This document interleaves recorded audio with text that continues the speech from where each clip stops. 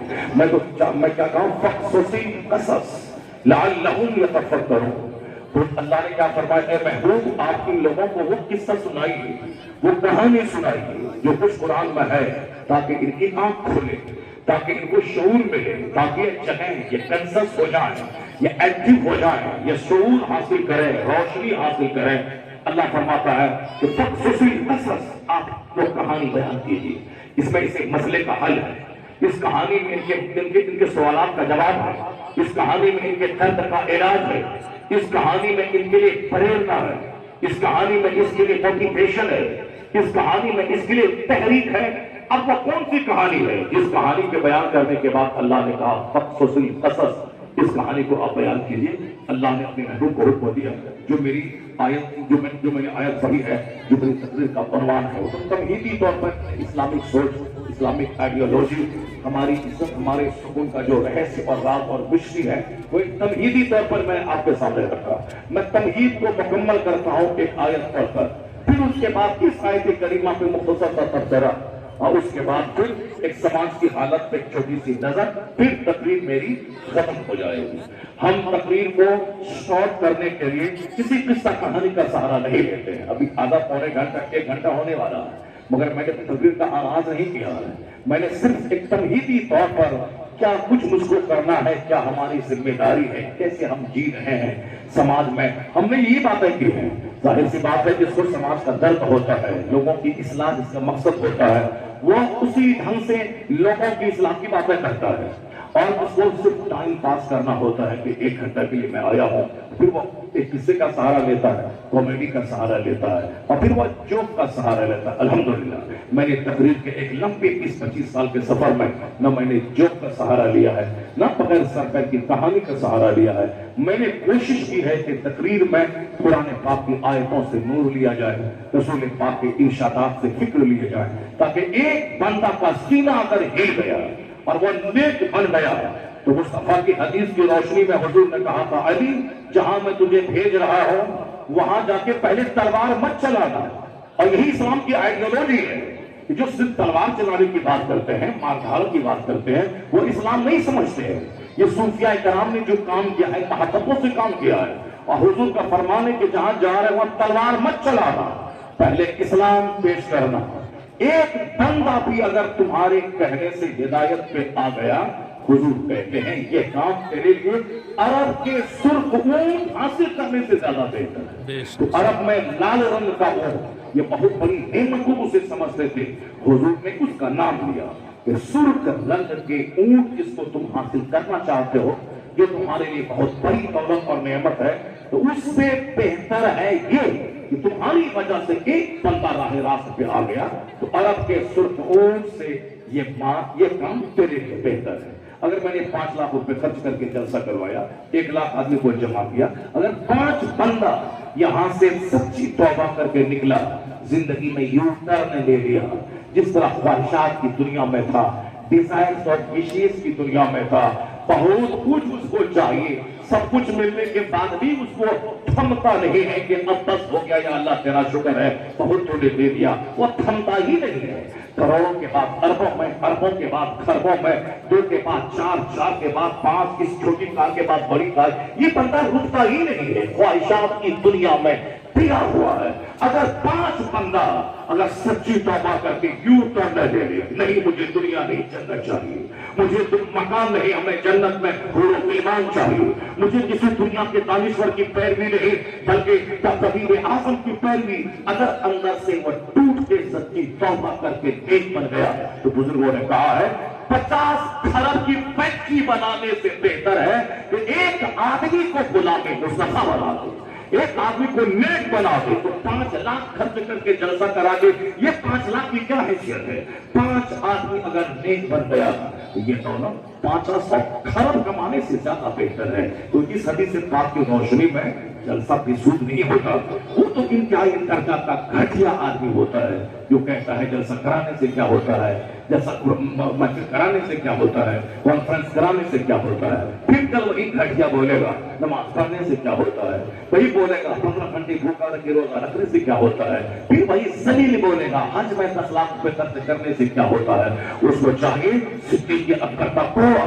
जब चंद लोगों ने कहा था कि ज़कात नहीं देंगे, नमाज पढ़ेंगे, ज़कात नहीं देंगे, उमर फारूक आज़म जैसे जलील कद्र सहाबी, उन्होंने सिद्दीक़ अकबर से कहा था कि अभी ताज़ा ताज़ा सरकारी दो जहां का विसाल हुआ है और ये लोग कहते हैं नमाज तो पढ़ रहा है, कलमा तो पढ़ रहा है, यही न पढ़ रहा है कि ज़कात नहीं देंगे, उसके खिलाफ आप जिहाद मत कीजिए। सिद्दीक़ अकबर ने कहा था दौरे जाहिलियत में बड़े बहादुर पहलवान बनते थे, इस्लाम लाने के बाद मुश्किल हो गई क्या। अगर यह रसूल पाक की मौजूदगी में ऊंट की रस्सी भी बतौर ज़कात देते थे, अगर मैं उससे नहीं ले लूं तो फिर मैं किस काम का। मैं उस वक्त तक जिहाद करता रहूंगा जब तक कि मैं इससे ज़कात वसूल नहीं कर लूं। तो मानाइन ज़कात से जिहाद का सिद्दीक़ अकबर ने और फिर इस फितने को क़यामत तक के लिए दबा दिया। कौन? नॉर्मल सिद्दीक़, बेदार सिद्दीक़, रात भर जागकर तहज्जुद पढ़ने वाले सिद्दीक़ और दिन भर एक नर्म दिल लेकर गरीबों, मिस्कीनों, फकीरों, आम मुसलमानों की खिदमत करने वाले सिद्दीक़ अकबर, जिनके बारे में हुजूर ने कहा था अगर मेरा कोई दोस्त सिद्दीक़ के माल में जितना मुझको नफा पहुंचाया है उतना किसी के माल में नहीं पहुंचाया है। हुजूर ने अपना उत्तराधिकारी, अपना जानशी सिद्दीक़ अकबर को मुकर्रर किया। वो सिद्दीक़ अकबर ने जब इस फितने को मिटा दिया जिहाद करके, तब उमर जैसे लोग कहने लगे कि सिद्दीक़ जिस वक्त हमारा सीना तंग था अल्लाह ने आपके सीने को खोल दिया है। पता चला बाद में कि ज़कात न देने वालों के खिलाफ सिद्दीक़ अकबर ने क्यों जिहाद किया। इसलिए जिहाद किया कि अगर इस फितने को नहीं दबाया गया तो कल एक नया फितना शुरू होगा। वो बोलेगा ज़कात देंगे, नमाज नहीं पढ़ेंगे। फिर एक अलग ग्रुप तैयार होगा, वो बोलेगा ज़कात नमाज पढ़ेंगे, हज नहीं करेंगे। फिर अलग तीसरा ग्रुप पैदा हो जाएगा, वो बोलेगा ज़कात देंगे, हज करेंगे, रोजा रखेंगे, नमाज नहीं पढ़ेंगे। एक नया सिलसिला शुरू हो जाता। सिद्दीक़ के सीने को अल्लाह ने खोल दिया, जिहाद किया, उस फितने का सर कुचल दिया। अब क़यामत तक के लिए ये ग्रोह कोई पैदा हो ही नहीं सकता है कि नमाज पढ़ेंगे, ज़कात नहीं देंगे। तो सिद्दीक़ की एक खिदमत ने क़यामत तक के फितने को खत्म कर डाला, खत्म कर डाला। तो जिसका सीना कुशादा कर देता है अल्लाह तबारक व तआला, जहां बड़े दलों की नजर नहीं जाती है वहां अल्लाह ताला अपने मखसूस बंदों की नजर को पहुंचा देता है। तो इस तरह से लोगों में अलग अलग ख्याल पैदा होता है। तो आज भी इस तरह के फितने पैदा हो रहे हैं। जैसा कराने से क्या होता है, शादी ब्याह में करोड़ों रुपए लोग पानी की तरह बहा रहे हैं, वहां ये जलील नहीं बोलता है कि शादी तो 5 आदमी के बीच में हो सकती है। मस्जिद में शादी करना मुस्तफा की सुन्नत है। मुस्तफा से बड़ा कौन? मुस्तफा की बेटी से बड़ी किसकी बेटी? अगर हुजूर चाहते थे 1 लाख सहाबी का खाना जन्नत से मंगवा लेते, हजरत अली को सोने का ताज जन्नत से मंगवा लेते। अल्लाह ने तो कहा था कि मेरे महबूब आ जाओ, मैं अरब के कंकड़ पत्थर को आपके लिए सोना बना दूं, उहद के पहाड़ को आपके लिए गोल्ड बना दो। मगर हुजूर ने कहा था नहीं मेरे परवरदिगार, पत्थर पहाड़ को गोल्ड में बनाया जाए, 1 दिन का खाना दे ताकि मैं खाऊं, तेरा शुक्र अदा करूं, 1 दिन में फाके से रहूं ताकि मैं सब्र क्या करूं, या ताकि क़यामत तक के गुलाम मुस्तफा से नूर हासिल करें। अगर अल्लाह गरीबी दे तो सब्र, अल्लाह मालदारी दे तो खैरात और शुक्र, और इसके अलावा कोई तीसरी चीज दुनिया में है नहीं। या तो गरीबी है या अमीरी है। अमीरी में शुक्र, अगर तुमने शुक्र अदा किया अल्लाह खूब देगा, और गरीबी में सब्र, तुमने सब्र किया तो मालदारी में जो इनाम नहीं है वो गरीबी पे सब्र करने पे इनाम है। इन्नमा युवफ़्फ़स साबिरूना अजरहुम बिग़ैरि हिसाब। कुरान कहता है कि सब्र करने वालों को अल्लाह गिन गिन के नहीं देता है, बेहिसाब अजर देता है। दूसरी नेकी करने वालों को गिन के मिलेगा, 1 का 10, 10 का 20, 20 का 100, या 1 का 1 से लेकर 700 गुना तक नेकी मिलती है। अगर 1 नेकी किया 100 गुना 700 गुना तक। लेकिन गरीबी पे सब्र जो किया, जो इस्लाम लाने के बाद सताया गया, जो मोमिन बनने की सजा जिसको की गई, या तो हाथ में हथकड़ी डाली गई, या उसे जेल में डाला गया, या जेल में डाला जाना, ये उसके लिए जिल्लत ضرورت نہیں ہے. ہاں اگر ریپ کے کیس میں کوئی جیل گیا ہو, زمین جگہ کے کیس میں کوئی جیل گیا ہو, صاحب بھائی بھائی میں لڑائی ہوئی, مار دھاڑ کیا, مرڈر کر دیا, اس میں جیل گیا ہو, یہ سنت کی بات ہے. اسلام بولا جیل گیا, حق بولا جیل گیا, حق بولا ستایا گیا, تو یہ تو حق بولنے کے بعد جو زندگی بھر کروڑوں کمائے گا, کروڑوں بار پھول کا مالا گلے میں پہلے گا, اس سے کروڑوں گنا بہتر ہے کہ وہ حق بولا ستایا گیا اور گالی سنی. قیامت کے دن جب حسین اپنے کٹے اپنے کہتے ہیں خون کے ساتھ, اپنے علی اصغر و اکبر اپنے جانثار کے ساتھ جب خون میں لگ کر جب میدان محشر کا حاضر ہوں گے اور جب حسین جنت کی طرف جائیں گے, اگر جو مسلمان بننے کی سزا جس کو ملی جیل چلا گیا, جو پولیس کی مار کھایا, جو دوسروں کے سامنے زمین لوگوں نے کیا, حق بولا لوگوں نے پٹائی کر دی, یا سچ بولا لوگوں نے مار دیا, تو معلوم ہے اگر یہ وہاں کہہ دیا حسین آپ حق بولے تھے گردن کٹی, میں بھی حق بولا تھا جیل میں رہا, میں بھی حق بولا تھا گالی سنا, میں بھی حق بولا تھا تماچا پایا, 50 کھرب کا لفاف وہاں نہیں پہنچا پائے گا جہاں ایک تماچا پہنچا دے گا, 80 برس کا نفرت سجدہ اس 50 بھی نہیں پہنچا پائے گا جہاں حسین کی مسکراہٹ اس مقام پہ پہنچا دے گی. یہ شہادت کا ہے کہ امت میں قدم رکھنا ہے. لوگ آسان سمجھتے ہیں مسلمان ہونا. جناب بلال کو یاد کریں, جناب خطاب کو یاد کریں, حسین اعظم جنتی نوجوانوں کے سردار کی تکلیفیں یاد کریں, تب پتا چلے گا کہ آرام سے کھایا پیا, پھول کا مالا پہنا, اسی گھر میں رہا, اسی کار میں چلا, اسی مکان میں رہا, گھوما پھرا, عزت پایا, ہاتھ پاؤں چموایا, یہ کیا چیز ہے اور پھر وہ کیا چیز ہے. رسول پاک کا شہزادہ, اس کی لاشوں کو تو پھیرے کی ٹانکوں سے رونوایا جائے, ان کے شہزادوں کو گردنیں کاٹ کر ان کے سروں کو گھمایا جائے, ان کی مسکراہٹ کے سروں سے جو پٹا کھینچنے کی ناپاک کوشش کی جائے, ان کو قیدی بنا کے رسیوں میں جکڑ کر کے شہر در شہر پھرایا جائے. مصطفیٰ کے شہزادوں کا یہ حال ہے. اور یہاں مست ہے صاحب, اسی گھر میں, اسی کمرے میں, اور صاحب کھانا پینا, ہاتھ پاؤں چمانے میں مست ہے. یہ شہادت کہے کہ فرق میں قدم رکھنا ہے. لوگ آسان سمجھتے ہیں مسلمان ہونا. ساری زندگی چوٹڑ بدل کے سعودی عرب میں کمایا تو 5 کمرے کا چھوٹا سا گھر بنایا, لیکن جنت میں بے گناہ تک اس جنتی کو جو اپنا گھر ملے گا, سونے چاندی کی اینٹ سے مکان بنا ہوا مکان, مشک کستوری کے کارے پہ جوڑا گیا ہوا مکان, جہاں تک نگاہ جائے گی جنتی کا اپنا مکان. جنت کی زمین مٹی پتھر کی نہیں, ہیرے جواہرات کی رہے گی. کئی ہزار غلمان موتی کی طرح چمکتے ہوئے غلام, 70 رفی میاں جو تھوکے تو ساتھوں سمندر کا نمکین پانی میٹھا ہو جائے, 70 کپڑے پہننے کے باوجود اس کا چوبر ایسا جھلکے جیسے لال سفید رنگ کی بوتل میں شراب رکھ دی گئی ہو. یہ سارے انعامات کی کہانی جو قرآن میں موجود ہے, اسی لیے کہ گٹکا کھائیں, نماز چھوڑیں, آرام سے رہیں, اپنا پیر رہیں, اس کے بعد مر جائیں اور جنت چلے جائیں. نہیں ہوگا ایسا, نہیں ہوگا ایسا. بزرگوں کو یاد کرنا ہوگا, سلف صالحین کے طریقے پہ عمل کرنا ہوگا, قرآن پڑھنا ہوگا, حدیث پڑھنی ہوگی. اسلام جو ڈیمانڈ کر رہا ہے اس ڈیمانڈ پہ کھڑا اترنا ہوگا.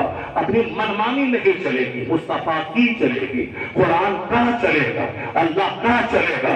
اللہ رب العزت بندوں کو سزا دیتا ہے, اور جب بندے کو سزا دے دیتا ہے, اور جب کافر بولتا ہے کہ اسلام ہم نہیں اپنے دیں گے, پھر اللہ وہی کو اسلام کا قیدر کیسے بناتا ہے. اس کی جناب جھلک سن لیں. بغداد محلہ ہے, ایک مجذوب بزرگ گلی میں گھوم کے کہہ رہے تھے کہ اے لوگوں, جن مستیوں میں تم جی رہے ہو یہ اچھا نہیں ہے. تم جو رات پر کہتے اور کامیڈی میں گزار رہے ہو یہ اچھا نہیں ہے. مسجدیں تیری گزر رہی ہیں, یہ اچھا کام نہیں کر رہے ہو. عالموں کا احترام تیرے سینے سے نکل گیا, اچھا کام نہیں کر رہے ہو. تم جو کرسی کے مقابلے میں بھائیوں کو ذبح کر رہے ہو یہ اچھا کام نہیں کر رہے ہو. یہ ہمارا انداز کافرانہ تمہیں تباہ کر دے گا, تمہیں مار ڈالے گا. میں دیکھ رہا ہوں کہ تمہاری سڑکیں لاش سے پٹی ہوئی ہے, ندی نالے بغداد کے خون سے بھرے ہوئے ہیں. تمہارے بچوں کو تیرے سامنے کاٹا جائے گا. آج توبہ کر لے, اپنے روٹے کے رب کو منا لے, سچی توبہ کر. وہ عذاب آ گیا ہے, قریب آ گیا ہے. جب لاشیں سڑیں گی تمہارا گھر خون سے بھر جائے گا. بغداد کی مسجدوں مدرسوں خانقاہوں کو توڑ ڈالا جائے گا. تمہاری لاش پر تماشا کریں گے کفار و مشرکین. تمہاری لائبریری کی ساری کتابیں دریائے دریا میں ڈال دی جائیں گی. لوگ سمجھ رہے تھے یہ مذاق کر رہا ہے, یہ پاگل ہے, یہ مجنون ہے. جیسے آج کمیٹی بولنے والوں کو سراہا جاتا ہے, کوئی حدیث قرآن بولے تو مزہ نہیں مل رہا ہے. مزہ نہیں ملتا ہے. نمازیں مسجدوں میں نمازی نہیں ہے, اور کوئی قوالی کی محفل ہو تو کئی لاکھ کا مجمع جمع ہو جاتا ہے.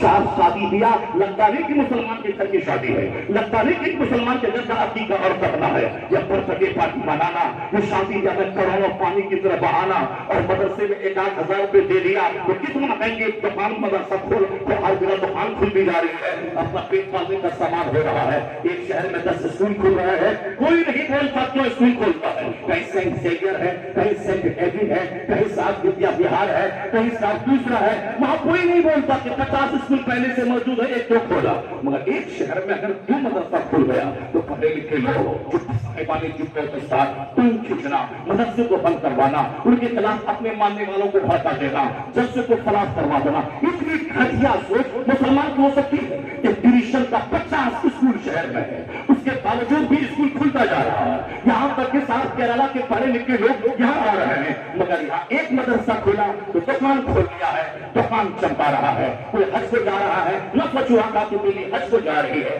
کوئی بیچارہ مسجد میں نماز پڑھ کے رو رہا ہے. یہ ٹھونگی ہے کس قدر ڈگی کی اور گھٹیا سوچ ہوگی مسلمانوں کی, اس سے اوپر ہونا ہوگا. یہی حالات بغداد معاملہ کے تھے.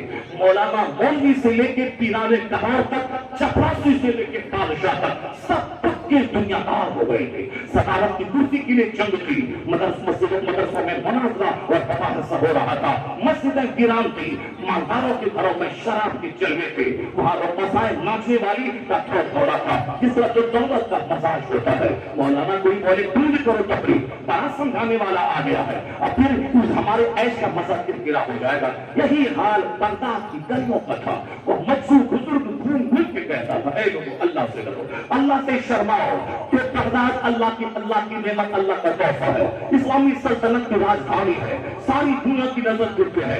اللہ نے یہ شہر تجھ کو دیا ہے, اس کی حفاظت کر, مسجد کی حفاظت کر. یہ اولیاء صالحین کے مزارات یہاں ہے, غوث اعظم یہاں ہے, امام احمد بن حنبل یہاں ہے, زید المصری یہاں ہے, ان بزرگ مفتی موسیٰ قاضی یہاں ہے, معروف کرتی یہاں ہے. ان بزرگوں کو شرماؤ, اس بغداد کی عزت کرو. مگر لوگوں نے بولا پگلا ہے, اسے بولنے دو, اس کی اس بات کا کوئی دھیان نہیں دینا ہے. وہی مستیاں, وہی شراب, وہی ڈانس, وہی علماء کی توہین, وہی مسجدوں کی بے حرمتی. یہ مذہب بزرگ تھکے رہے, یہ بولتے رہے, یہ کہتے رہے. جب دیکھا یہ مان نہیں رہا ہے, اس کا مطلب ہے کہ یہ ہمارے چین میں مذہب چین کا مطلب کرکرا کر رہا ہے. اب بولا ایک پر نہیں بولے گا, ہم تم چپچاپ, بڑا حق بولنے والا آ گیا ہے, بڑا سچ بولنے والا آ گیا ہے, بڑے حق بولنے والے چلے گئے, یہ سمجھانے کے لیے آئے ہیں. بہت ہم خوب جانتے ہیں اسلام کیسے جینا ہے, ہم کو سمجھاؤ مت, چپچاپ رہو, کرنا تیرے ساتھ پورا حشر ہوگا.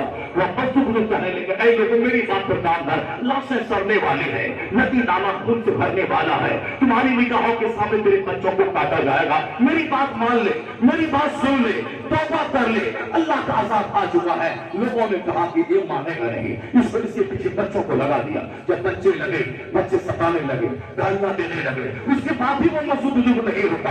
اے لوگوں اللہ کے واسطے توبہ کر لے, اس عذاب سے تو باز آ جا. کہا کچھ نہیں, اتنا مارا اس مسجد بزرگ پکڑا, ان مالداروں نے, ان رئیسوں نے, ان ارب پتیوں نے, یہ صاحب ہمارے عیش میں یہ گھٹنا ڈال رہا ہے, اتنا مارا اس بزرگ کو کہ مسجد بزرگ کا انتقال ہو گیا. کیا جرم کیا تھا, حق سمجھاتا تھا, کیونکہ اتنا سینہ اندھا ہو چکا تھا, دنیا میں کی محبت میں اتنا پل چکا تھا کہ اب کوئی بات سننا نہیں چاہتا تھا. نہ آخرت کی بات, نہ جنت کی بات, نہ حضور کی شفاعت کی بات, کچھ نہیں. یہاں تک کہ ایسا ہوتا ہے آج گناہ کرتے کرتے وہ کفر کو اچھا سمجھنے لگتا ہے. کافروں کی چہل پہل, ان کی رونق, ان کے مکانات, ان کے اقتدار کو دیکھ کے بندہ اندر سے دہنے ہو جاتا ہے.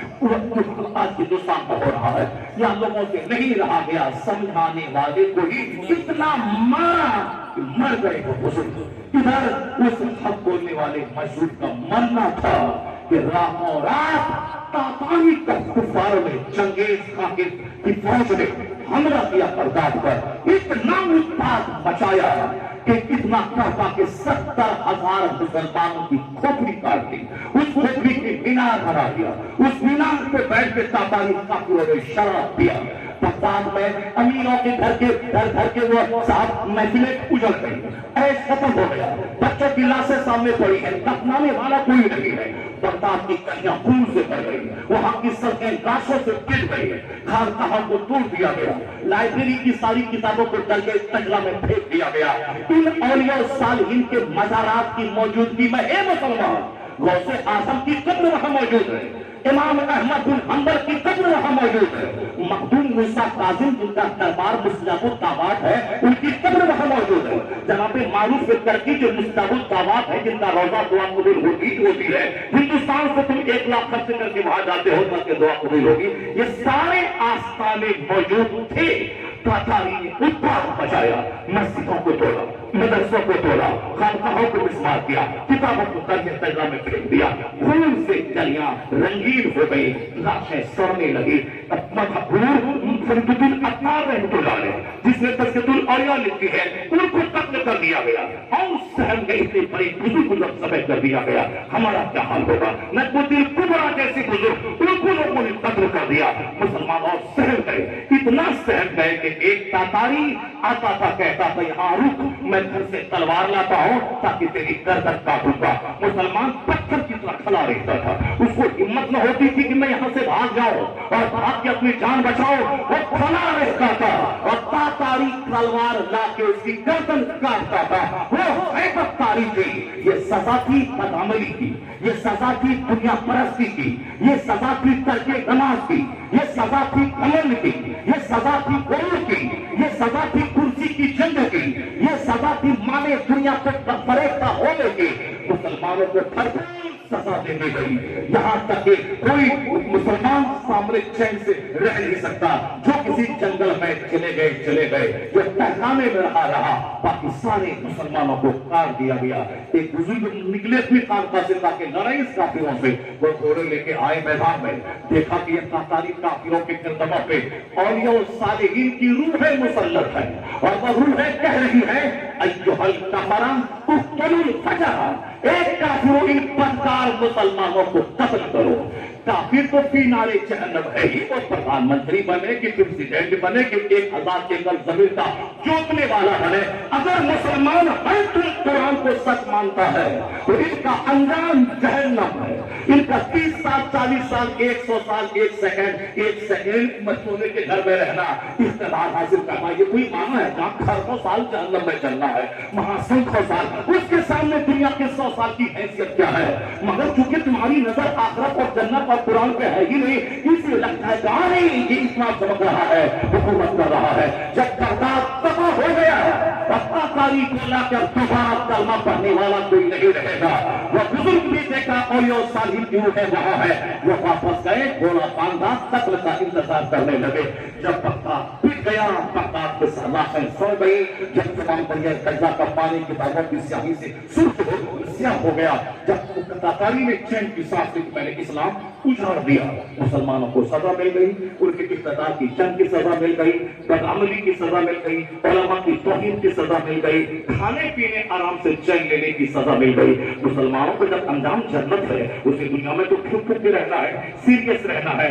दुनिया मुसलमानों के लिए कैद खाना है तो कैदी बन के रहना है। मुसलमान दुनिया काफिरों के लिए जन्नत है, वो जो चाहता है खाता पीता है। ये तो हमें सोचना है क्या लीगल है, क्या इलीगल है, क्या जायज है, क्या नाजायज है, क्या राइट है, क्या रॉन्ग है, क्या बेनिफिशियल है, क्या हार्मफुल है, क्या करे क्या नहीं करे, ये तो हमको सोचना है। वो तो आजाद है, शराब पिए के, सुअर खाए के साथ वो कुछ चमगादड़ खाए, वो अपने मन से जीन हाथ खा रहा, ये तो तुमको सोचना। अब दुनिया सिजनुल मोमिन व जन्नतुल काफिर, ये दुनिया मुसलमान के लिए कैद खाना है, काफिरों के लिए जन्नत, यानी जो चाहे सो करे। मुसलमान हराम हलाल की हुदूद में रहता है, ये करना है ये नहीं करता है। इसीलिए हुजूर ने कहा ये कैदी की जिंदगी है, और जहां सांस टूटी और इस कैद से आजाद हुए तो जन्नत की बहार है तेरे लिए है, हूर दिलहाम तेरे लिए है, सोने का मकान तेरे लिए है, मुसलमान तेरे लिए है, वहां की शहद की नहर तेरे लिए है, दूध की नहर तेरे लिए है, असलम मुसफ़ा तेरे लिए है, जिसको किसी ज़बान ने न बयान किया, न आंख ने देखा, न दिल पे कोई खतरा गुजरा, وہ سارے انعامات تیرے لیے ہے. اس کو نگاہ کے سامنے رکھ. دنیا میں مٹی کی دیوار سونے کی دیوار دونوں برابر ہو جائے گی. علماء سمجھاتے رہے وہ بغداد کے لوگوں نے نہیں مانا. اللہ نے وہ سزا دی کہ قیامت تک کے لیے عبرت کا سامان بنا دیا. 70,000 مسلمانوں کی کھوپڑی پہ بیٹھ کے اللہ تعالیٰ نے شراب پیا کا آج دن مارا ہے. ہمارے دن آ گئے. سزا دے گی مسلمانوں کو. سارا خون مٹ گیا, گھمنڈ مٹ گیا, سب مسمار کر دیے گئے. اب وہ کافر بولا کہ دوبارہ کوئی کلمہ نہیں پڑھے گا, دوبارہ بغداد آباد نہیں ہوگا. جب وہ بولا کہ میں جیت لیا, ہمارے دن آ گئے, دوبارہ بغداد کبھی آباد نہیں ہوگا. تو جو اللہ بدعمل مسلمانوں کو سزا دی کافروں کے ذریعے, اس اللہ نے ان تاکاریوں کا خون توڑا. اور غوث اعظم کا ایک بچا ہوا شہزادہ اس کو روحانی طاقت سے لیس ہو کر جب تاتاری پہلوان کو حملے کی دعوت دی, ایک تماچا بس کی کھوپڑی جب اڑا دی, اس کی روحانی طاقت سے گھبرا کر ہیراپوٹھا کا بیٹا پوتا ان کی فوج کا کمانڈر وہ کلمہ پڑھ کے مومن ہو گیا. اور پھر وہی طرح جو مسلمانوں کو کاٹی تھی اسی تلوار کا رخ کافروں کی طرف ہو گیا. کافر کلمہ پڑھتے چلے گئے, بغداد آباد ہوتا چلا گیا. اس طرح آباد ہوا تو پھر بغداد پہلے سے زیادہ پار ہو گیا, شہر بن گیا. اس ایک قوم مسلم جس حال میں تم جی رہا ہے, خانقاہوں میں جنگ, مدرسوں میں جنگ, مسجدوں پر زندہ گران, جلسے پہ تماشا, شادی بیاہ کرنا, عقیقت مرنا پینا سب کافروں جیسا. ایک بڑے عذاب کی کارنی ہے, آنے والا ہے وہ عذاب جس میں لاشیں سڑیں گی, مسجدیں توڑی جائیں گی, کاٹا جائے گا, بچے سبا ہوں گے, پوری ندیاں گرے, پوری ندیاں بہیں گی, تیرا دفن کرنے والا کوئی نہ ہوگا. جب پیٹی جاؤ گے, یہ سزا بدعملی کی, یہ سزا مدرسے کو مسمار کرنے کی, یہ سزا عالموں کے مذاق اڑانے کی. اور سزا دینے کے بعد جس طرح بھی سہن سے گئے ہو, سارے لوگ سہنے ہوئے ہیں. ایک آدمی کچھ کے پاس تو مصیبت آئی, سب سہن گیا. نہیں, ایسا نہیں کرنا ہے, سب کو چن چن کے مارے گا, کہتے گا سنو تو کوئی آئے گا, ایسا میری بدعملی کی ہوگی. لیکن جب یہ بولے گا کہ ہمارے دن آ گئے اور کبھی اسلام نہیں ٹوٹے گا, تو میز سے پھر وہی قانون قدرت رنگ لائے گا جو بولے گا اسلام گزار دیا, ہو سکتا ہے کلمہ پڑھے اور اسلام کا پیغمبر بن جائے, اسلام کسی پر کرنے والا بن جائے. بے شک, سبحان اللہ, سبحان اللہ, نعرہ تکبیر, نعرہ رسالت.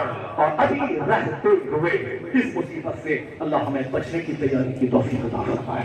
قرآن پاک سمجھنے, قرآن پاک پڑھنے, علماء کی قدر کرنے, آخرت کی فکر کرنے, جنت پہ نظر رکھنے, دنیا سے اپنے آپ کو بچائے رکھنے کی اللہ توفیق عطا فرمائے. آمین. وآخر دعوانا الحمدللہ. سبحان اللہ.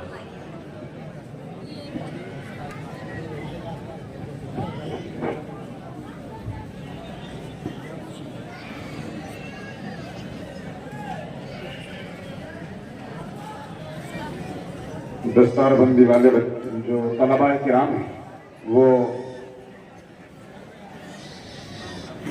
آ جائیں.